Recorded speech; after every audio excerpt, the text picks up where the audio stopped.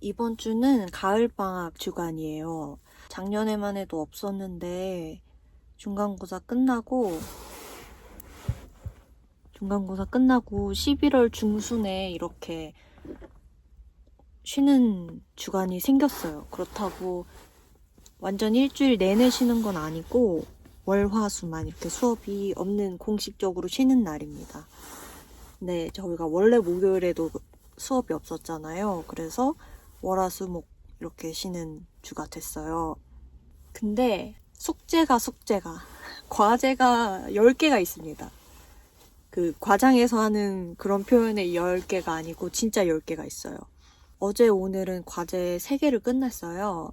근데 물론 제출까지는 한 일주일 정도, 2주일 정도 텀이 더 있어서 제출 전에 다시 한번 점검을 하려고 하고, 일단 오늘, 내일, 그리고 이번 주 주말 이틀 동안은 케미스트리에 집중을 좀 하려고 합니다. 지난 퀴즈 때 너무 못 봐가지고 이번 시험에 만회를 좀 해야 되거든요. 공부하러 나왔어요.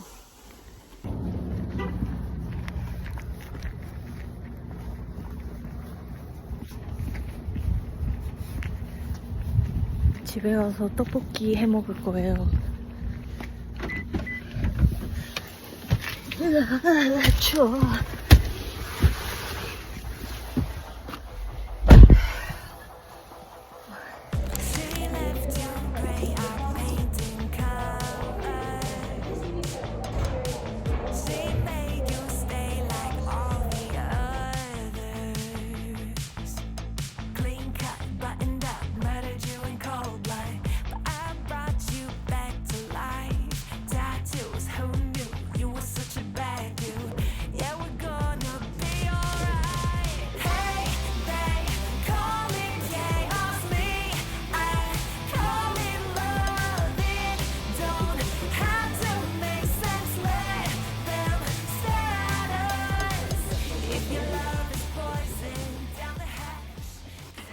안녕하세요. 일도입니다. 작아진 저의 어떤 심리적 상태를 반영해서 방구석탱이에 앉아있어요. 내일 환경화학 시험이 있거든요.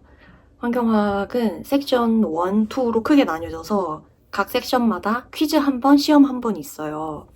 내일 보는 거는 첫 번째 섹션의 시험이거든요. 저번에 퀴즈는 한 번 봤기 때문에 이번 시험을 치면 섹션 1은 끝나고 이제 섹션 2로 넘어가게 되는데, 제가 지난 퀴즈를 굉장히 망쳤단 말이죠. 제가 너무 좀 편협하게 공부를 해서 기본적으로 이해한 내용에 활용하는 문제에 대해서는 많이 틀렸어요.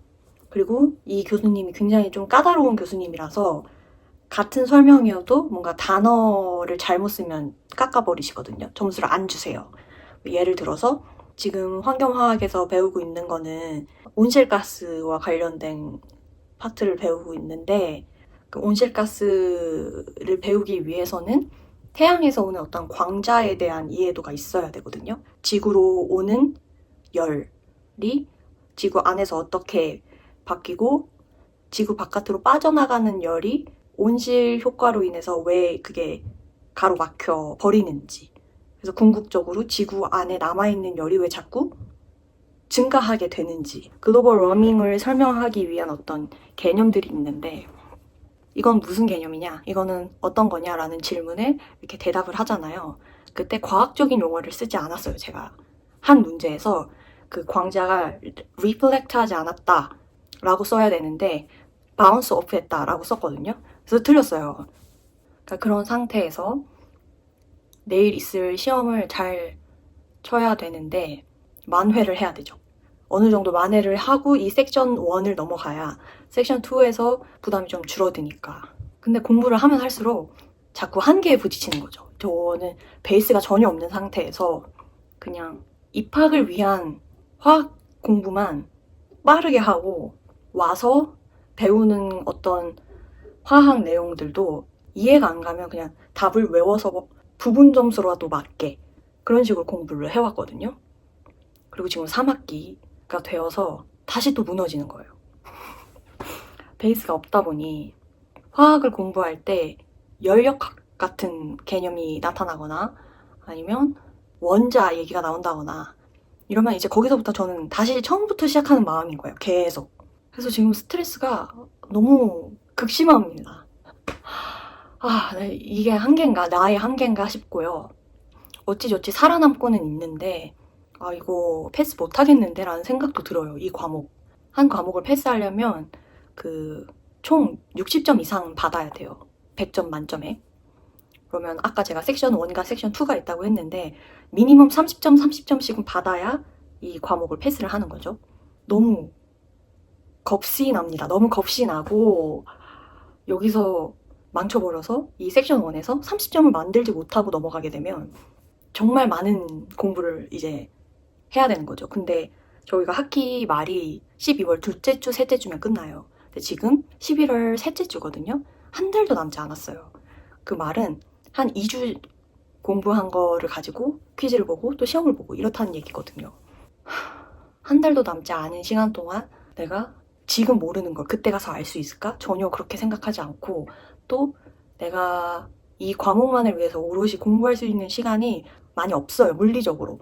왜냐면 전 이번 학기 8과목을 듣고 있고 학기 말이 되면 될수록 과제며 다른 퀴즈 시험들이며 계속 몰려들 것인데 나머지 7과목에서 해야 되는 다른 공부들이 있을 거잖아요.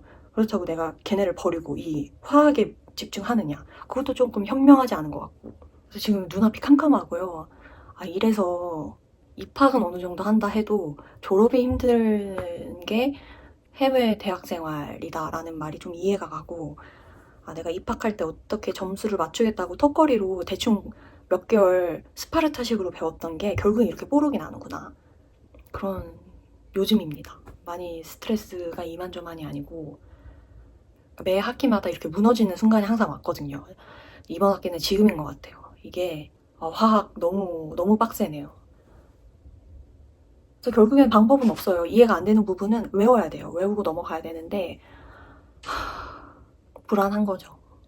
너무 불안하고 지난 퀴즈에서 다뤘던 범위가 아니라 새로운 범위도 이제 공부를 해야 되는데 그거는 조금 열 에너지와 관련된 거예요. 그래서 온실가스의 가장 큰 주범이 CO2잖아요. 이산화탄소. 이산화탄소는 이 화석 연료를 태우면서 발생하는 거기 때문에 이제 자동차 히트 엔진에 대한 공부를 해요. 최대한 적은 양의 이산화탄소를 발생시키기 위해서는 엔지니어들은 어떻게 이 자동차 엔진을 효율적으로 사용할 수 있을까?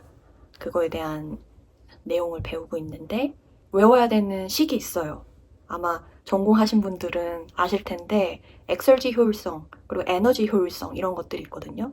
이런 개념을 알고 이것을 계산하기 위한 어떤 식들이 있는데 이 계산은 얼추 하겠어요.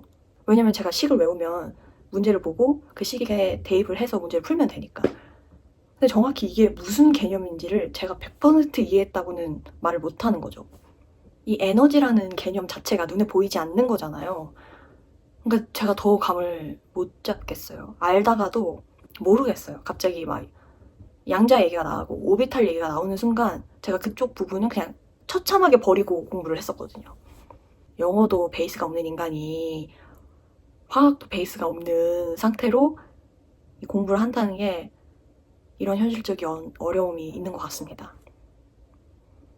창피한 말이지만 저는 여기 입학하기 전까지만 해도 물론 그때도 입학하기 위해서 화학 공부를 하고 있었을 텐데 그때도 전자와 전기의 차이를 몰랐어요. 지금도 100% 제대로 알고 있는 건 아니에요. 근데 영어로 일렉트로닉이랑 일렉트릭시티가 있는데 이 두 개를 계속 헷갈려 했어요. 그러니까 이런 상황이 되다 보니까 저 진짜 유명한 수포자였는데 차라리 수학이 낫다 이건 거죠. 공식이 주어지면 그걸 공식에 대입해서 문제를 푸는 어떤 그 수학적 단계는 너무 간편해요. 차라리 이게 나아요. 이 과학적인 어떤 베이스는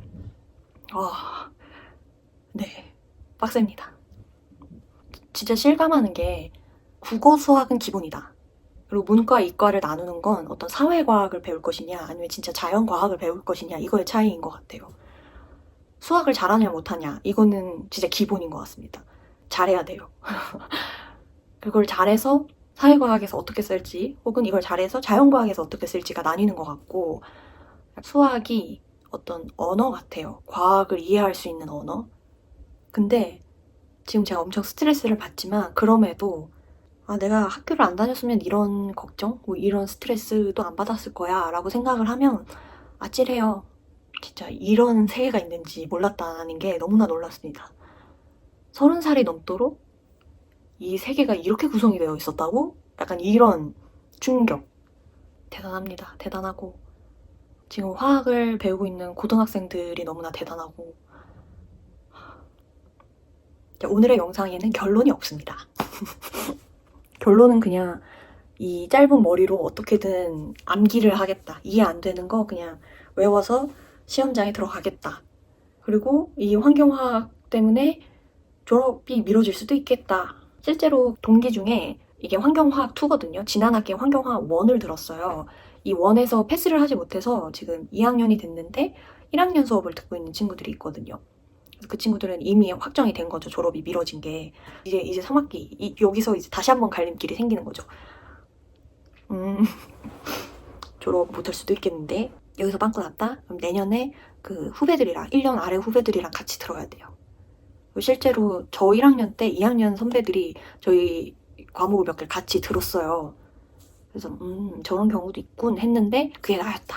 그게 미래의 나였다. 그것을 몰랐다. 제가 그 과제가 10개가 있다고 말씀드렸죠. 그래도 몇 개는 지금 얼추 정리를 해놨는데 내일 시험을 치면 또 과제에 집중을 해야 돼요. 너무 부정적인 이야기만 하다가 가는 것 같아서 죄송한데 그래도 지켜봐 주세요. 관건입니다. 과연 1도는 과락을 면할 것인가? 이 환경화 패스를 할 수 있는지 그래서 제때 졸업이 가능할지가 문과생 일기의 관건입니다. 그 결과는 약 한 달 뒤에 알 수 있겠죠. 이번 학기가 종료되는데 화이팅 하시기 바라겠습니다. 저는 다음 주에 조금 그래도 오늘보다는 홀가분한 모습으로 나올게요. 화이팅!